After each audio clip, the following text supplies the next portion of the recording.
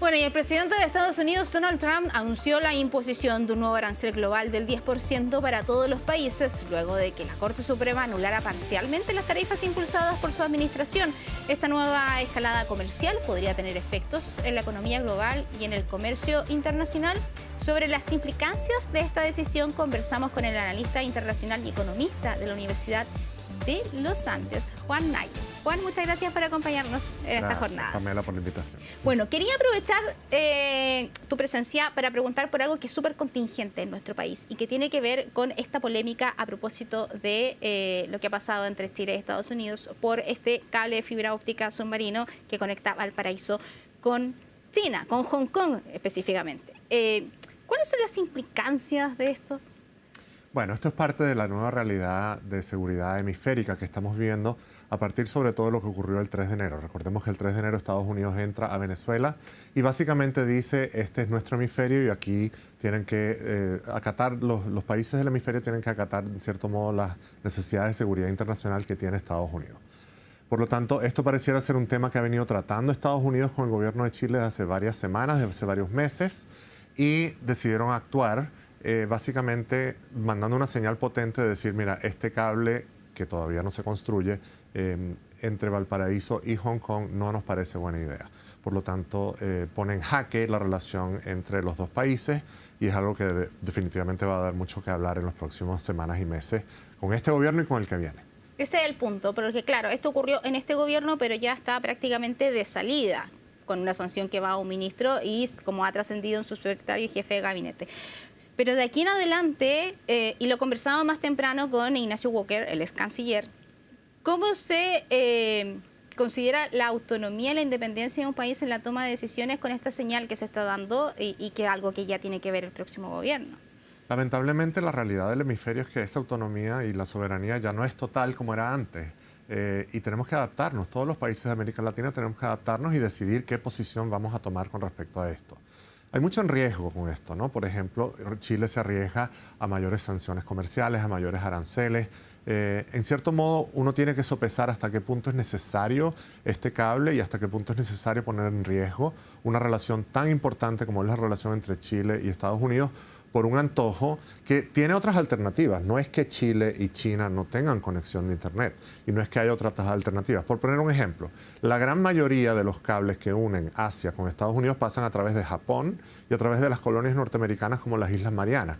Entonces, en ese sentido, ¿qué necesidad hay de provocar una crisis diplomática por un antojo que pareciera que no tiene una explicación clara dentro del gobierno de Chile, con una conexión directa entre Valparaíso y Hong Kong que pone en riesgo la relación con Estados Unidos y según Estados Unidos pone en riesgo la seguridad del hemisferio? Ahora bien, quiero pasar a lo de los aranceles, pero antes de eso, China es el principal socio comercial de Chile. Sí. Entonces, en este mundo, que también se lo preguntaba al ex canciller, en este mundo polarizado, Chile tiene que cuidar sus relaciones comerciales. Sí. Y no puede dejar, digamos, no puede optar por A o por B. No, obviamente que no. Y Estados Unidos de ninguna manera está pidiendo que Chile corte lazos con China. Pero por otra parte, Chile ha sido bastante flexible y bastante abierto con respecto a inversión extranjera de China en Chile, con respecto a temas estratégicos. Durante un tiempo se estuvo coqueteando con la idea de que China manejara el tema de los pasaportes en Chile. O sea, hay toda una serie de decisiones que, si bien tú puedes tener buenas relaciones comerciales con un país, hay un contexto político que también hay que analizar a la hora de tomar decisiones en términos de estrategia geopolítica del país y que hay que repensar. Y en cierto modo, esa relación comercial tan profunda que hay entre Chile y China está en entredicho y es algo que el país va a tener que repensarse en los próximos años. Tema de análisis. Y ahora, bueno, conecto esto también con lo que ocurre con los aranceles, porque tú me dices, ya estamos en un mundo con una, no sé si mirada, pero una política distinta respecto de Estados Unidos y el resto. Y el año pasado conocimos cuando incluso Donald Trump aparece con una lámina con todos los aranceles impuestos de distintos países, y eso ya se consideraba una medida de presión, pero ahora vayamos por parte, digamos. La Corte Suprema dice esto no se puede. Primero esto y después analizamos lo que Trump dijo, no, sí van a ir los aranceles. Pero primero lo de la Corte Suprema, ¿cómo se lee esto? Bueno, lo que básicamente la Corte Suprema de Estados Unidos le ha dicho al presidente es, en buen chileno, te pasaste 3 pueblos. Básicamente dijeron, tú no puedes, alegando la ley que tú estás alegando, que es una ley de emergencia económica, el gobierno de Trump alegaba que bajo esa ley ellos podían imponer aranceles. Y la Corte Suprema dijo, no, la ley que tú estás usando como fundamento para colocar estos aranceles no te permite colocar estos aranceles, por lo tanto tú te excediste en tu autoridad y eso es ilegal. Y fue una mayoría 6-3. En cierto modo, esto fue sorprendente en el sentido de que es la primera vez que la Corte Suprema le pone un freno a las acciones de Donald Trump en este segundo periodo. Si bien esta es una Corte Suprema conservadora, que le ha dado mucha rienda suelta al presidente de Estados Unidos en su interpretación de las acciones del gobierno, esta es la primera vez que va en contra del presidente y el presidente ha reaccionado de forma muy vehemente, ha estado muy molesto con respecto a este tema. Eso no implica que Trump no pueda imponer aranceles. De hecho, él está usando ahora otra ley con el fin de imponer aranceles. Es decir, ellos van a buscar resquicios legales para poner sus aranceles. Y esto tiene un fundamento que es bien importante en Estados Unidos. Recordemos que la Revolución Americana, el origen de Estados Unidos, viene por un tema de impuestos, por un tema de aranceles. Entonces, en cierto modo, los fundadores del gobierno de Estados Unidos, los fundadores de la Constitución, los que escribieron la Constitución, le dieron el poder de fijar aranceles e impuestos al Congreso. En ciertas ocasiones el Congreso ha delegado esa autoridad en el presidente, pero esa autoridad y esa delegación ha sido bien acotada. Entonces lo que está en juego en este momento es hasta qué punto el Poder Ejecutivo tiene la potestad de imponer estos aranceles de forma unilateral sin consultar al Congreso. Hay un tema práctico acá.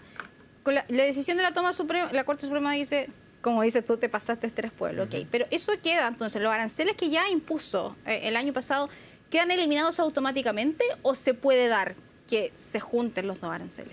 Se supone que, eso todavía está analizándose, pero se supone que quedan anulados esos aranceles, pero ahora Trump está poniendo nuevos aranceles bajo esta otra ley que sí le permite poner aranceles del 10% por 100 días, básicamente. Eso es lo que ellos han anunciado. Habría que ver hasta qué punto ellos encuentran otro resquicio legal para seguir imponiendo aranceles y es una situación muy fluida que está siendo analizada en este momento y por gente del gobierno y también por los demás países. Ahora, ¿esta ley está relacionada con temas de seguridad? La ley actúa... que lo que dice Trump ahora, que él tiene la facultad de hacerlo sin siquiera pasar por el Congreso. Sí, tiene que ver con temas de seguridad nacional y también tiene que ver con proteger ciertas industrias. Hay otros tipos de resquicios, por ejemplo, hay ciertas leyes en Estados Unidos que le permiten a Estados Unidos proteger a sus industrias cuando ellos consideran que están siendo víctimas de competencia desleal. Entonces, por ejemplo, ellos podrían alegar que ciertos subsidios que dan ciertos países a ciertas industrias les permite imponer aranceles como retaliación, como retribución a situaciones que ellos consideran de competencia desleal. Con eso lo que quiero decir es que esta decisión de la Corte Suprema no anula la realidad de que Trump quiere seguir utilizando los aranceles como mecanismo de presión y como mecanismo para solucionar un tema de la economía interna que él ve como una política económica y también para recaudar plata, para recaudar impuestos para subsanar el déficit fiscal de Estados Unidos, ¿no? Sí, ese es un buen punto. Cuando hablas de presión, y acá lo quiero llevar a Chile, por supuesto que cuando se anunciaron el año pasado generó un impacto en varios sectores, de hecho había bastante temor en esa oportunidad. Pero esta situación ahora, ¿cómo afecta a la economía de nuestro país? Sectores como el salmonero, el agro, entre otros. En teoría no debería afectar mucho, ya que los aranceles que había antes y lo que hay ahora son más o menos parecidos. Lo que sí, por ejemplo, el tema del cobre refinado, que se había impuesto un arancel del 50% a mediados del año pasado, eso se estaba discutiendo todavía. Esto forma parte de ciertos mecanismos de discusión de ciertas disputas con respecto a productos específicos que existen en el marco del Tratado de Libre Comercio. Es una situación muy fluida y aquí obviamente es sujeto de negociación, sobre todo con el nuevo gobierno que va a entrar pronto. Sabemos que el nuevo canciller tiene excelentes relaciones con el gobierno norteamericano y la subsecretaría también. Entonces, en ese sentido, además, a todo esto se junta todo el tema del cable submarino con China. ¿Hasta qué punto Estados Unidos va a estar dispuesto a tener una negociación abierta con Chile si Chile va a insistir con un cable submarino que ellos consideran que no es necesario y que atenta contra la seguridad del hemisferio? O sea, ahí también está la opción de que nos puedan aplicar incluso más aranceles de los que ya hay. Por supuesto, sí, todo forma parte de un mismo saco, porque Estados Unidos está viendo la política comercial y la política de seguridad hemisférica y de seguridad nacional como un todo, básicamente. Entonces aquí hay un riesgo comercial latente en insistir con esta conexión directa entre Valparaíso y Hong Kong y por lo tanto esto es una señal muy grave que debe ser tomada en serio por este gobierno y por el que viene. Y desde el punto de vista global, el hecho que la Corte Suprema diga, ya, estos aranceles no se pueden aplicar. Trump dice, ok, yo voy a aplicar otros. Sí. Y voy de nuevo con el 10%. ¿En qué escenario pone a la economía internacional? ¿Es incertidumbre o no tiene un mayor efecto porque básicamente ya existían estos aranceles y ahora solamente se renuevan, podríamos decir? Bueno, hablar de incertidumbre y de Trump es como sinónimo, Ya. en cierto modo. O sea, incertidumbre siempre va a haber. Lo que sí podemos decir es que la Corte Suprema, con su actuar, le da cierta fortaleza al poder de negociación de los demás países. Es decir, cuando Estados Unidos se sienta con una Unión Europea, con América Latina, con Asia, etcétera, a negociar los términos del intercambio comercial, su posición es un poquito más débil, porque los países pueden decir, bueno, pero yo no te creo cuando me ponen los aranceles porque yo sé que la Corte Suprema va a limitar un poco tu capacidad de imponer aranceles. Entonces, en cierto modo, debe poner un freno a este ímpetu arancelario que tiene el gobierno norteamericano y podría ser beneficioso para el comercio internacional. Hasta qué punto eso se materialice, falta saber, porque todavía estamos en una etapa temprana de todas las disputas legales que vienen con respecto a estos aranceles que se han impuesto. ¿Y qué pasa con los aranceles también que se impusieron a Canadá, a México, porque dice que amenaza al país porque ellos son los responsables del tráfico de fentanilo y toda la crisis que existe en Estados Unidos con el consumo de esta droga? Sí, esos aranceles fueron explícitamente mencionados en la decisión de la Corte Suprema Americana y por lo tanto esos aranceles que eran, si mal no recuerdo, que eran el 25% quedaban suspendidos. Sin embargo, entran de nuevo dentro de estos 10%. Ahí entran los resquicios del Tratado de Libre Comercio que existe entre México, Canadá y Estados Unidos.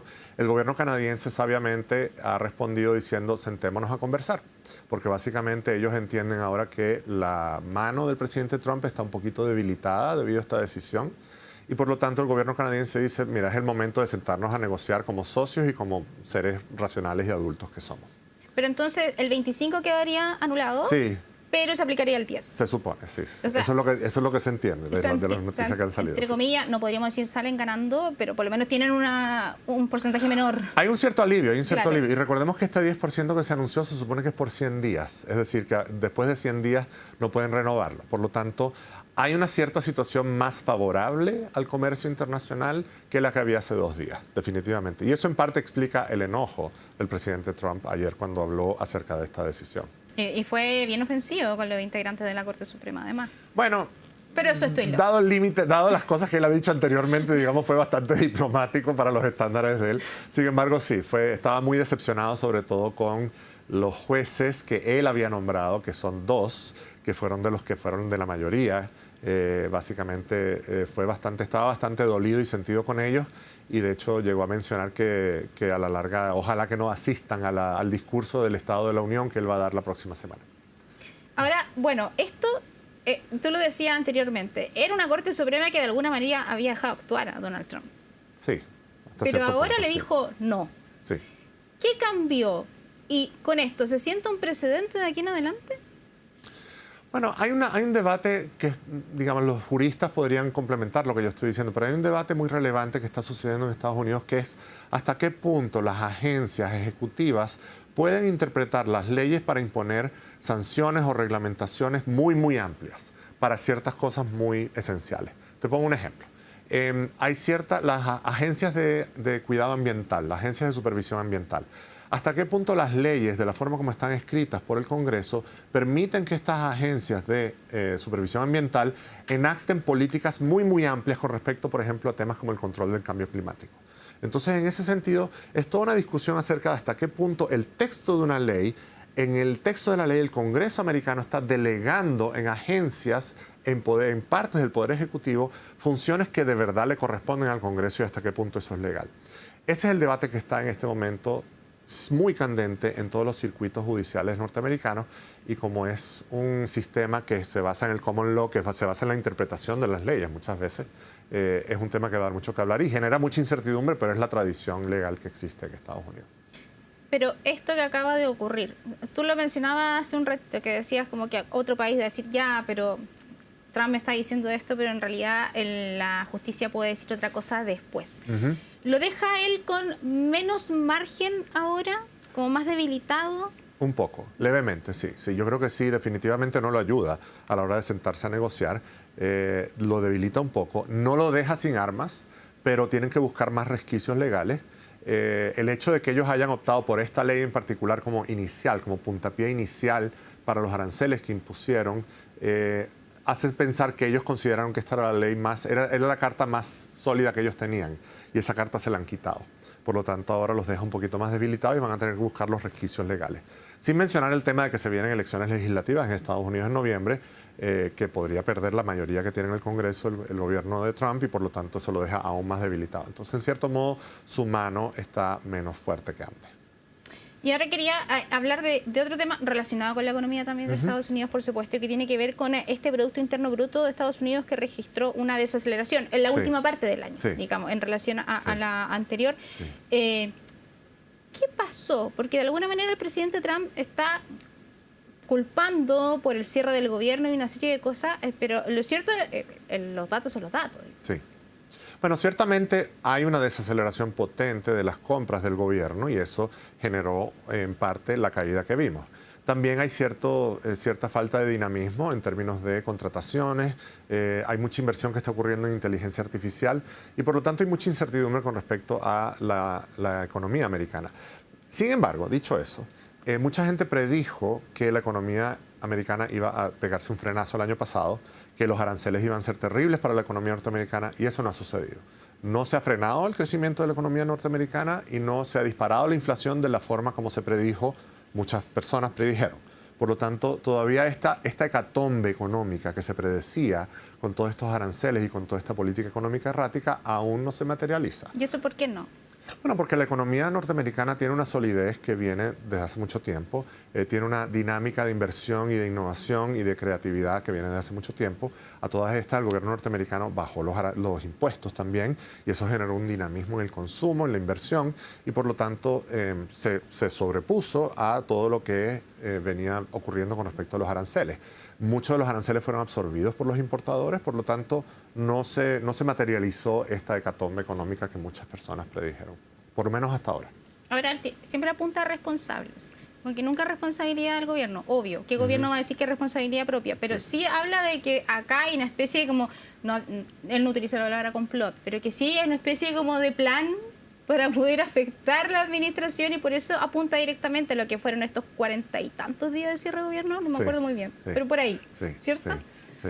Esa es una de las excusas, obviamente. También con esto pone presión a la Reserva Federal. Recordemos que el Banco Central, que está a cargo de las tasas de interés, el presidente Trump siempre ha dicho que las tasas de interés están muy altas en Estados Unidos. Y de hecho está amenazando con remover al presidente de la Reserva Federal, y está toda esta discusión. Por lo tanto, estos temas entran en la mente y entran en el subconsciente de las personas que hacen política, sobre todo en la Reserva Federal, en el sentido de tratar de buscar la manera de mantener el dinamismo de la economía norteamericana a la hora de tomar decisiones de política económica. Sí, justo iba a preguntar lo de la Reserva Federal, porque de hecho en este marco de la desaceleración y todo, citaban también a Donald Trump con un mensaje bien duro hacia el presidente, así como, baja las tasas. Sí. Como muy directo, digamos. No nos Sí. sorprende que sea directo, pero el mensaje es bien claro. Sí, habría que ver cuándo y qué decide la Reserva Federal con respecto a las tasas de interés. Lo cierto es que la inflación no se ha acelerado, el desempleo no ha subido de forma dramática, está un poquito más alto que lo que estaba a principio de año, pero no mucho. Y por lo tanto, el argumento para bajar las tasas, así como para acelerar la economía norteamericana, se ha debilitado un poco. Entonces, en ese sentido, habría que ver cómo evolucionan los indicadores en los próximos meses para saber qué va a pasar con eso y qué va a pasar con respecto a el nuevo presidente de la Reserva Federal, que ya el presidente Trump ha anunciado su candidato. Sí, de hecho, y ahí va la duda, porque claro, obviamente tiene que haber un nuevo presidente, pero a ver, y esta pregunta la hago muy desde el desconocimiento. Por ejemplo, si él tiene tantas diferencias con el presidente del Banco Central actual, la Reserva Federal, me viene, ¿por qué no lo remueve? No puede. Ya. No por eso digo, pregunta de la ignorancia misma. Él dice que sí puede, pero ahí se Claro, abre todo un dice, tema constitucional. Por eso lo preguntaba, porque dice, no, que lo puede remover. Hay un debate, y de ahí entraría la Corte Suprema de nuevo a analizar ese tema. Se supone que no podría, pero él dice que sí puede. Por lo tanto, habría que ver hasta qué punto él quiere Una pelea con el Banco Central Americano sería terrible para la incertidumbre de la economía global, sería terrible para las bolsas. A Trump le interesa mucho cómo evoluciona la bolsa, los mercados financieros, los mercados bursátiles en Estados Unidos, y por lo tanto una pelea prolongada, una pelea agresiva con el presidente de la Reserva Federal no sería una buena señal para los mercados, sobre todo considerando que no es necesario, porque el señor en mayo va a haber un cambio, se supone. Entonces, en cierto modo, y él tiene el Senado a su favor, entonces, en cierto modo, no le veo, yo creo que Trump es más sensato de lo que parece. El candidato corre solo, digamos. Sí, o sea, el candidato corre y va a haber un cambio y va a ser bajo las normas habituales y no va a haber necesidad de remover al presidente de la Reserva Federal. Pero en Chile se da, el Banco Central es autónomo, Sí. toma decisiones, tiene los informes, ve el símil de la Reserva Federal. Pero si tenemos un presidente de la Reserva Federal, que es el candidato de Donald Trump, que te decía, corre solo, digamos, eso puede reflejarse en que todo lo que decida Donald Trump lo va a tomar la Reserva Federal como decisión. Por ejemplo, ¿hay que bajar las tasas? Ok, bajemos las tasas. Bueno, no necesariamente, y yo diría que no, definitivamente no. O sea, la persona que está nominando es una persona con mucha experiencia, no es una persona así full política, full maga, básicamente. Recordemos también que en la Reserva Federal hay muchas personas en el comité, por lo tanto no es solamente el presidente de la Reserva Federal que decide. Los presidentes pueden incidir en la política monetaria mediante los nombramientos, pero esos nombramientos ocurren de forma secuencial, tienen que pasar por el Senado. El Senado obviamente va a estar muy interesado en saber qué piensa esta nueva persona acerca de la autonomía de la Reserva Federal con respecto al Poder Ejecutivo. Sin embargo, a Donald Trump le gusta usar su micrófono para insultar y para presionar y para decir que él quiere que ciertas cosas se hagan. Y esa tensión va a tener que estar ahí durante los próximos 3 años que le quedan a esta administración. Muy bien, Juan Nayel, economista, analista internacional de la Universidad de los Andes. Muchas gracias por acompañarnos, por aterrizarnos todos estos temas que también son bien complejos a veces, y nos vemos para otra media económica de Trump. Muchas gracias. Muy bien, muchas gracias.